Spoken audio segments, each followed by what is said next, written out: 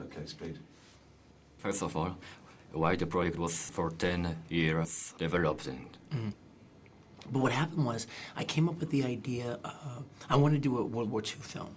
And I came up with a lot of the characters that you see in the film, and some of the themes, and a couple of moments from what you see.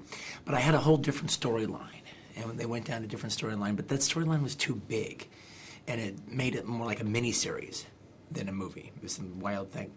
So what I ended up doing was, I put it away, and did Kill Bill instead. And when I finally got around to going back to it, I didn't want to, I even considered doing it as a mini-series. And I said, no, I don't want to do that. Let me see if I can make this a movie. And so what I did is I decided to take the big storyline out of it and come up with this storyline, the whole idea about the Nazis having a film premiere, and then the bats is going to blow it up. So that was, so that's kind of, so that's basically what had happened. I jettisoned the story and took those same characters and some of those elements there and came up with a new story this time around. So that's what happened. Today, I think this time we're screening the Leone film. Oh yeah, the show, yeah, Dutchy Sucker, yeah. This movie was inspired by spaghetti westerns as well, but what's the genre of it, and who's the main character, because there are a lot of plots. Yeah, there is a lot of plots, yeah. It's very novelistic in that way, about the way it collects, the way it has this collection of characters, and each chapter is almost like a little, you know, the characters are enclosed in that chapter, and then until eventually the fifth chapter, all the characters come together. Yeah, the thing is, well, I'm a huge fan of spaghetti westerns, and so I like the idea, and I'm a huge fan of Sergio Leone. He's my favorite director. And so I like the spaghetti western aesthetic. And so I like, you know, incorporating it. I've never made a spaghetti western, but I like incorporating that aesthetic into other genres. The use of the Morricone music and stuff, it just works really good. It's a good thing. I don't think it has to be just reserved just to westerns. But the thing is, I would say that there's a lot of characters in the movie.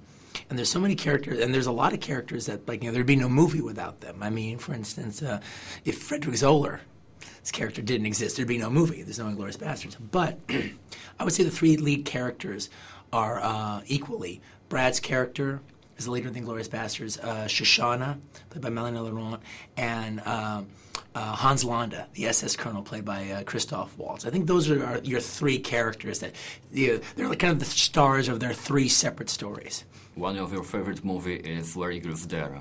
What's your personal vision of World War II? Why it's so unique? Oh, well, well, I don't think we have enough time for me to talk about everything that I feel about World War II. But to me, one of the things that's unique about World War II... No, I mean your vision about the war. Because it's very specific. Yeah. Oh, yeah. Well, the thing is, it's like, I always come up with an idea for a film that's like, I like genre, so I come up with something, and that's just what starts me off. You know, so I started off wanting to do a bunch of guys on a mission movie. And that's what I started off wanting to do, and that's what I started doing. But then it always grows and becomes something else that, like, goes beyond those genre concerns. And so that's kind of, so in this one, it's like, that's what happened. It started off to be a movie about the bastards, then it became about Shoshana and Hans Landa and the whole thing. So it just, that's kind of how my writing style works. All right. Thank you very much. Thank you.